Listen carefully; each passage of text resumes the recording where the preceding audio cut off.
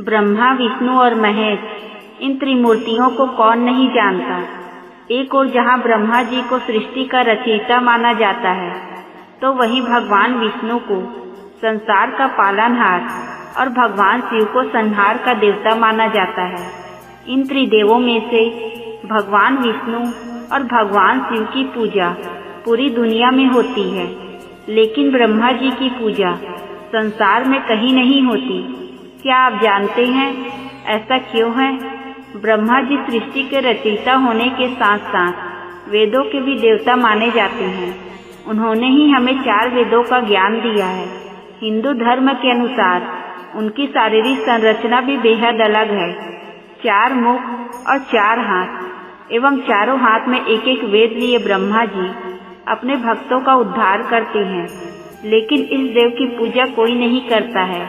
यूँ तो धरती लोक पर ब्रह्मा जी के कई मंदिर हैं, लेकिन वहाँ ब्रह्मा जी की पूजा करना वर्जित माना गया है।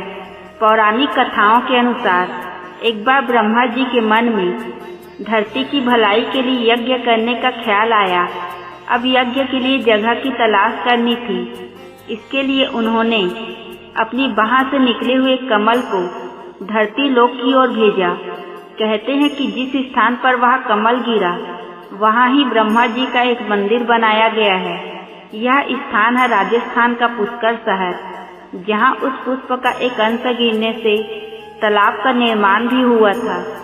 पुष्कर में ब्रह्मा जी के दर्शन के लिए हर साल लाखों श्रद्धालु आते हैं।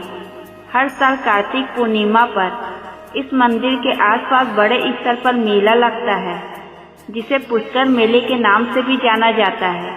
लेकिन फिर भी यहाँ कोई भी ब्रह्मा जी की पूजा नहीं करता। पौराणिक कथाओं के अनुसार ब्रह्मा जी यज्ञ करने के लिए पुष्कर पहुँचे, लेकिन उनकी पत्नी सावित्री ठीक समय पर नहीं पहुँची।